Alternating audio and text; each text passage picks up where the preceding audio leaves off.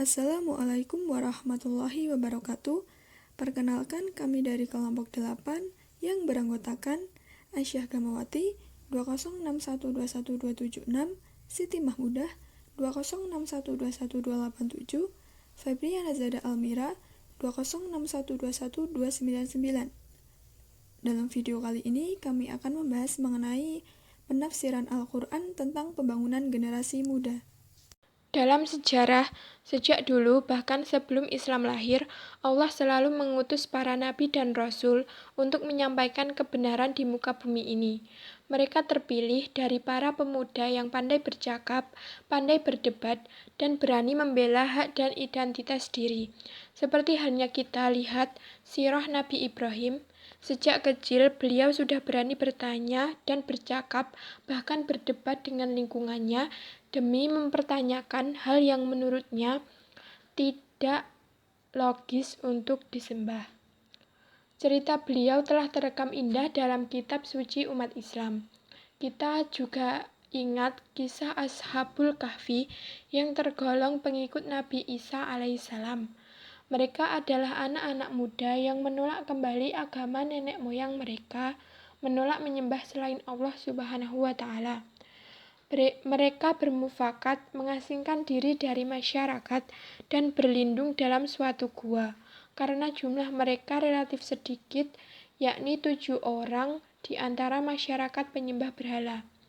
Fakta sejarah ini terekam jelas dalam Al-Quran, Surah Al-Kahfi ayat 9-26 yang diantaranya awal fityatu ilal kahfi faqalu rabbana atina min ladunka rahmatan wa hayyi lana min amrina rasyada. Artinya, ingatlah tatkala pemuda-pemuda itu mencari tempat berlindung ke dalam gua, lalu mereka berdoa, "Wahai Tuhan kami, berikanlah rahmat kepada kami dari sisimu, dan sempurnakanlah bagi kami petunjuk yang lurus dalam urusan kami ini." Quran Surat Al-Kahfi ayat 10. Realita pemuda Islam Indonesia zaman sekarang. Seiring dengan pertumbuhan anak dan perkembangan zaman, banyak remaja muslim sekarang yang akhlak dan perilakunya menyalahi aturan agama Islam. Di era globalisasi ini, dunia dipenuhi dengan berbagai macam teknologi yang canggih.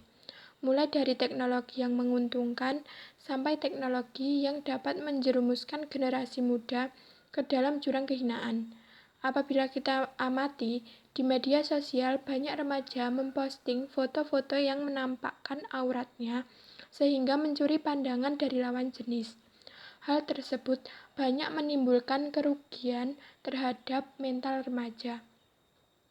Banyak dari remaja yang ingin meniru hal tersebut atau bahkan yang dulunya berhijab sekarang memaparkan auratnya demi mengikuti tren remaja sekarang. B. Pergaulan bebas muda-mudi. Menurut Hari Mukti dalam bukunya yang berjudul Generasi Muda Islam mengatakan, perilaku kebebasan yang terjadi pada pemuda dan pemudi sangat memprihatinkan, seperti masalah aktivitas seks pranikah, pelecehan seksual, pacaran, pornografi, dan lain sebagainya. Menurut beliau, tidak semua masalah tentang seks mesti diketahui oleh umat Islam pada umumnya. Yang penting, mereka menyadari bahwa kehidupan seks bebas sudah begitu parah dan berbahaya. Dan yang lebih penting lagi, bagi mereka adalah mengetahui cara menyelesaikan masalah tersebut dari sudut pandang Islam secara tuntas. C. Peran pemuda. Pemuda merupakan aset yang sangat mahal dan terpenting dalam kehidupan. Selain memiliki kemampuan berpikir secara kritis dan progresif, pemuda juga menjadi harapan masa depan. Yusuf Al-Qaradawi, seorang ulama besar Mesir kontemporer, berkata, "Apabila ingin melihat suatu negara di masa depan, maka lihatlah pemudanya hari ini." Hal ini menunjukkan bahwa generasi muda memiliki peranan besar dan penting bagi suatu bangsa, terlebih di masa yang akan datang. Kenapa? Karena generasi mudalah yang akan meneruskan estafet kepemimpinan di masa yang akan datang untuk menggantikan para pemimpin yang sekarang. D. Dampak peran pemuda. Sikap yang harus dilakukan oleh pemuda muslimin yaitu menganjurkan kepada kita menangkal segala hal informasi yang masih dipertanyakan bekal keimanan dan ketakwaan yang tangguh, dengan membentuk individu muslim dengan kepribadian yang islami. Kedua, kehidupan pemuda tidak bisa lepas dari kehidupan masyarakat. Tentu harus ada upaya agar membawa kemaslahatan pada lingkungan, yaitu amar ma'ruf nahi mungkar. Ketiga, persatuan dan kesatuan kaum muslimin. Terbentuknya karakter pemuda dalam Al-Quran dan perhatian besar Nabi pada para pemuda. Islam sangat memperhatikan pembentukan kepribadian para pemuda.